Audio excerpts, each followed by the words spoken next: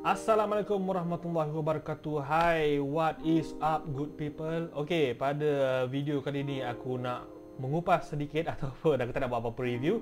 Aku nak mengupas sikit tentang Academy Awards, 95th Academy Awards ataupun Oscar 2023, tentang siapakah calon-calon yang dicalonkan dekat dalam anugerah ini, dan juga mungkin sedikit aku punya prediction tentang siapa yang akan menang, siapa yang aku nak menang, dan siapa sebenarnya yang akan menang dekat dalam Oscar 2023 ni.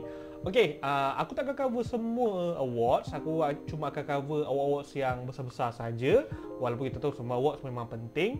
Okey, tanpa buang masa, kita start dengan awards Best Visual Effects. Okey, untuk Best Visual Effects ni kita ada 5 filem yang tercalon, iaitu All Quiet on the Western Front, Avatar: The Way of Water, The Batman, Black Panther: Wakanda Forever, dan Top Gun: Maverick.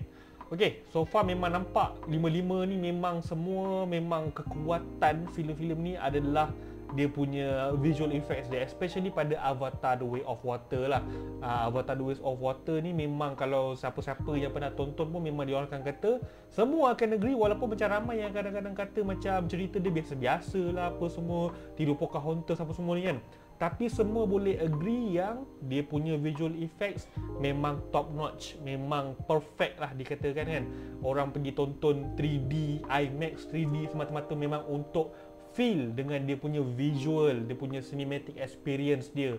Dan tak dinafikan juga macam All Quiet on the Western Front, contohnya kita tonton di, walaupun hanya di Netflix, tapi kita rasa sangat imersif dengan dunia tentera Jerman di ketika Perang Dunia yang kedua tu.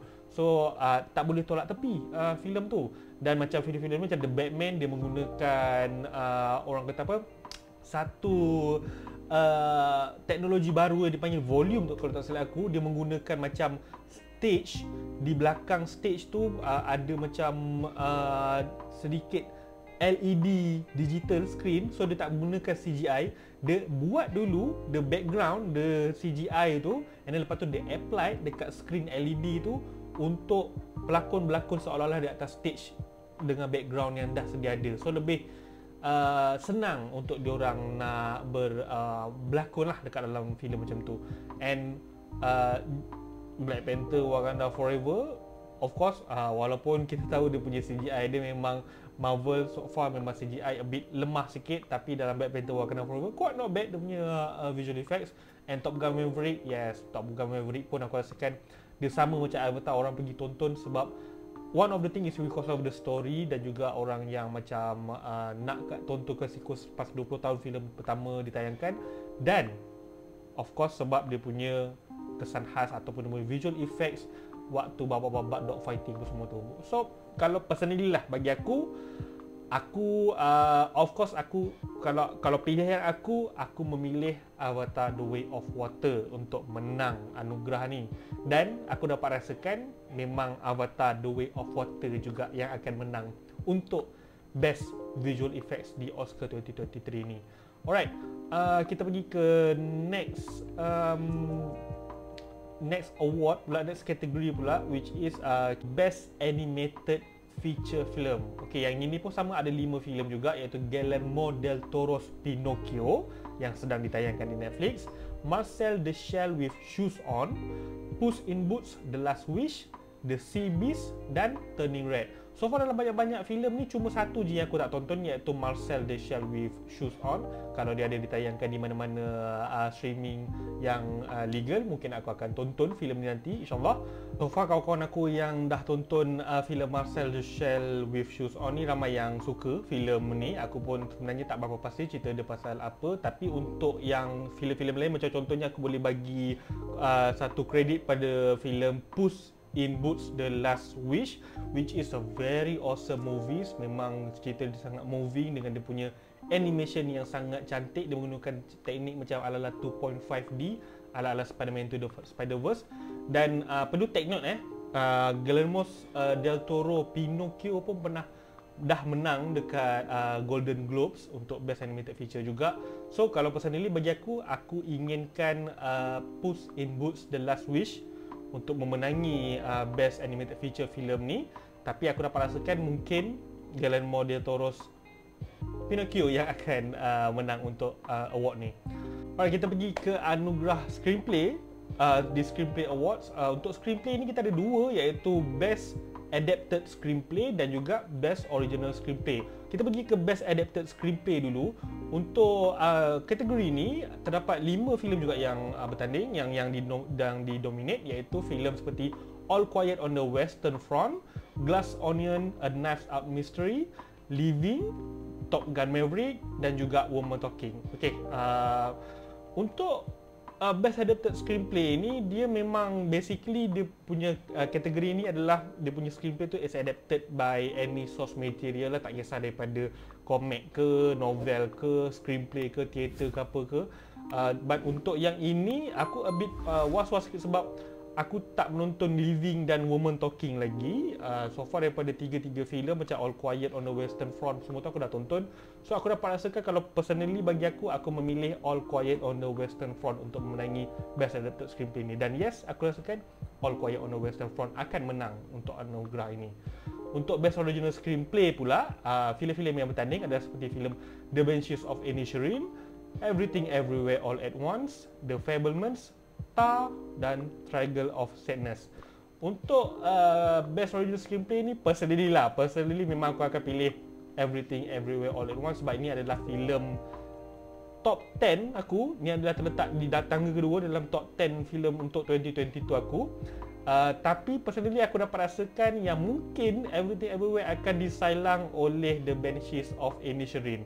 Untuk kategori ni, 3 filem aku tak tonton lagi, iaitu The Fabelmans, Tar dengan Triangle of Sadness. The Fabelmans akan keluar pada bulan Februari ni nanti, dan harap-harap Tar dengan Triangle of Sadness pun aku dapat tonton juga di mana-mana saluran yang sah. Okey, untuk kategori yang seterusnya, kita pergi terus ke kategori Best Supporting Actress. Untuk kategori ni memang agak interesting sebab dia punya pelakon semua memang power-power. Antara nama-nama pelakon yang tercalon adalah seperti Angela Bassett yang berlakon sebagai watak Queen Ramonda dekat dalam Black Panther Wakanda Forever, Hong Chow di dalam filem The Whale, Kerry Condon di dalam filem The Banshees of Inisherin, Jamie Lee Curtis dalam Everything Everywhere All at Once dan juga Stephanie Hsu juga dalam Everything Everywhere All at Once. So dalam kategori ni, dua pelakon dalam Everything Everywhere dapat tercalon, which is surprisingly memang so far dua-dua ni memang pelakon yang hebat gila.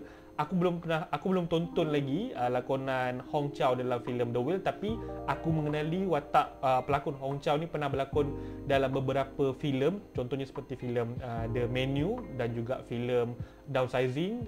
Dia memang seorang pelakon yang sangat-sangat berbakat. Tapi personally aku, kalau tanya aku nak pilih siapa, aku pilih Stephanie Hsu untuk menang award ni.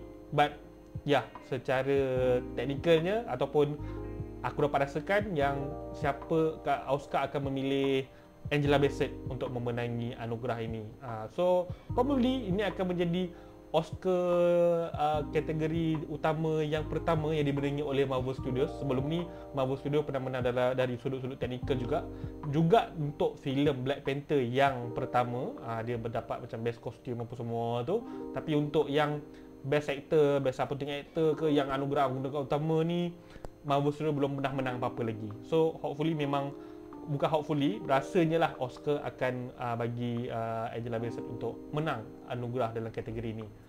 Okey, untuk Best Supporting Actor, yang ini antara nama-nama yang tercalon adalah seperti Brendan Gleeson, The Banshees of Inisherin, Brian Tyree Henry, filem Causeway, Judd Hirsch, filem The Fabelmans, Barry Keoghan, The Banshees of Inisherin dan juga Ke Huy Quan dalam Everything Everywhere All at Once. Okey, yang dalam ni pula filem The Banshees of Inisherin mendapat 2 pelakon dia tercalon dekat dalam kategori ini, which is Brendan Gleeson dan juga Barry Keoghan. Juga memang sangat-sangat boleh dikatakan perfect lakonan diorang dalam ni. Kalau siapa-siapa yang antara diorang ni yang menang pun memang aku rasa tak surprise pun. Tapi jujur cakap, aku dapat rasakan Oscar ni akan dimiliki oleh Ke Huy Quan yang berlakon sebagai Wayman dalam filem Everything Everywhere All at Once. Aku sendiri personally pun aku memilih Ke Huy Quan untuk memenangi kategori ini. Okey, kita pergi ke Best Actress pula.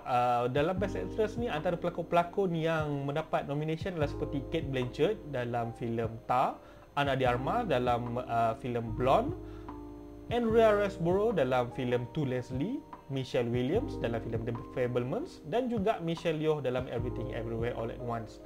Yang ini agak sengit sikit aku rasakan siapa yang akan menang untuk kategori ini, sebab bagi aku ada dua competitors yang memang sangat-sangat mencabar, iaitu Cate Blanchett dan juga Michelle Yeoh. Kalau Michelle Yeoh menang, dia akan menjadi wanita Asia pertama yang memenangi Oscar untuk kategori Best Actress. Tapi personally memang aku menginginkan Michelle Yeoh untuk memenangi anugerah ini. Cuma aku dapat rasakan Oscar akan memberikan anugerah ini kepada Cate Blanchett dalam filem Tar. Walaupun aku tak tonton lagi filem Tar, tapi filem ini mendapat pujian yang sangat tinggi, lebih-lebih lagi pada watak yang dilakonkan oleh Cate Blanchett. So tak mustahil sebenarnya. Dia tak mustahil, dulu tak mustahil. Tak mustahil Cate Blanchett boleh menang, tak mustahil juga Michelle Yeoh boleh menang untuk kategori ini. Alright, untuk kategori Best Actor pula, antara pelakon-pelakon yang dicalonkan adalah seperti Austin Butler dalam filem Elvis, Colin Farrell filem The Banshees of Inisherin, Brendan Fraser untuk filem The Whale, Paul Mescal untuk filem Aftersun, Bill Nighy untuk filem Living.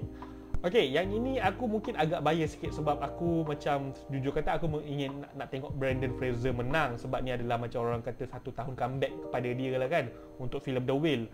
Tapi problemnya aku tak tonton lagi filem tu, so aku susah nak judge lakonan dalam filem tu. So aku dapat rasakan untuk Best Actor ni ada possibility yang Colin Farrell akan menang, sebab dia pernah menang untuk kategori Best Actor in Comedy Role in the Comedy and Musical Movies dekat dalam The Golden Globes.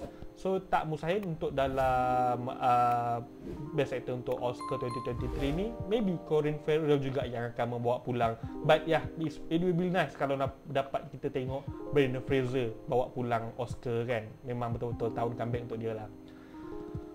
Okey, kita pergi ke kategori Best Director pula. Untuk kategori Best Director ni, calon-calonnya seperti Daniel Kwan and Daniel Scheinert untuk filem Everything Everywhere All at Once, Todd Field untuk filem Tar, Martin McDonagh untuk filem The Banshees of Inisherin, Ruben Ostlund untuk filem Triangle of Sadness dan Steven Spielberg untuk filem The Fabelmans. Okey, yang ini dekat dalam Golden Globe sebelum ni Steven Spielberg yang menang untuk The Fabelmans. Macam aku cakap tadi, aku belum tonton lagi The Fabelmans, aku tak pasti, tapi memang tak mustahil Spielberg akan membawa pulang sekali lagi Oscar. Aku rasa dia dah pernah menang 2 kali tak salah aku.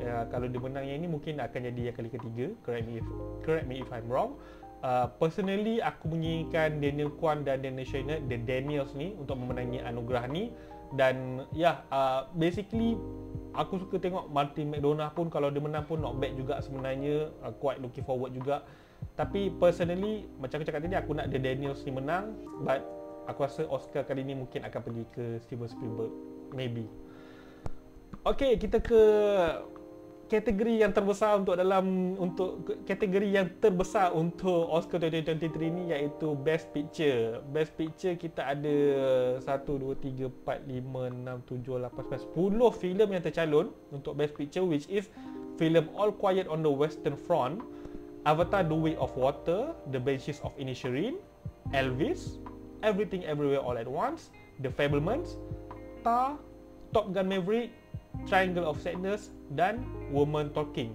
Untuk kategori ni aku boleh nampak ada 1, 2, 3, 4 filem dalam Best Picture ni yang juga ada di dalam top 10 filem 2022 kegemaran aku. Ada 5 filem yang aku tak tonton lagi, iaitu Woman Talking, Triangle of Sadness, Tar, The Fabelmans, dan juga 4 filem yang aku tak tonton lagi. All Quiet on the Western Front, tak salah aku letak kat nombor 11 ke apa kot. Hampir-hampir nak masuk ke top 10 juga. Tapi memang satu filem yang bagus juga, tak dinafikan. Memang hebat dia boleh masuk dalam Best Picture, memang undeniable. Tapi aku cuma boleh judge based on filem-filem yang aku pernah tonton saja. Mungkin nanti lepas ni kalau aku dah tonton filem-filem yang lain-lain ni aku belum tonton lagi ni, mungkin aku akan buat orang kata macam reassessment balik lah, tengok betul-betul siapa pelakon filem mana yang betul-betul boleh menang. Tapi personally walaupun aku meletakkan Avatar The Way of Water dekat tempat pertama dalam aku punya top 10 movie 2022 dan Everything Everywhere adalah tempat kedua, itu adalah sebenarnya personally bagi aku sebab Avatar The Way of Water ada personal attachment terhadap aku. But daripada segi orang kata art value tu dan juga daripada segi sebuah filem untuk memenangi Best Picture, aku tak rasa Avatar boleh menang untuk filem ni. Avatar cuma ada kat situ mungkin untuk menaikkan value komersial saja. Tapi personally aku menginginkan filem Everything Everywhere All at Once yang menang. But yeah, this is Oscar. Kadang-kadang benda macam ni boleh jadi surprise. Kalau kita boleh nampak macam Everything Everywhere menang kategori Best Director, Best Actor, Best Actress, tiba-tiba Best Picture tak menang. So aku rasa Oscar mungkin akan memberikan anugerah ini probably kepada The Banshees of Inisherin ataupun filem The Fabelmans. Walaupun filem The Fabelmans aku tak tengok lagi, so aku kuat mengatakan mungkin dia akan pergi kepada The Banshees of Inisherin. But personally untuk aku memilih Everything Everywhere. Alright, anugerah Oscar 2023 ni akan berlangsung pada 13 Mac waktu Malaysia pada dalam pukul 8 pagi macam tu, hari Isnin. So stay tune untuk menonton dan korang ada lagi 2 bulan ni untuk sampai ke Oscar. So dalam tempoh 2 bulan ni mungkin kita boleh sama-sama pergi menonton filem-filem yang kita belum tonton lagi yang tercalon dekat dalam Oscar 2023 ni.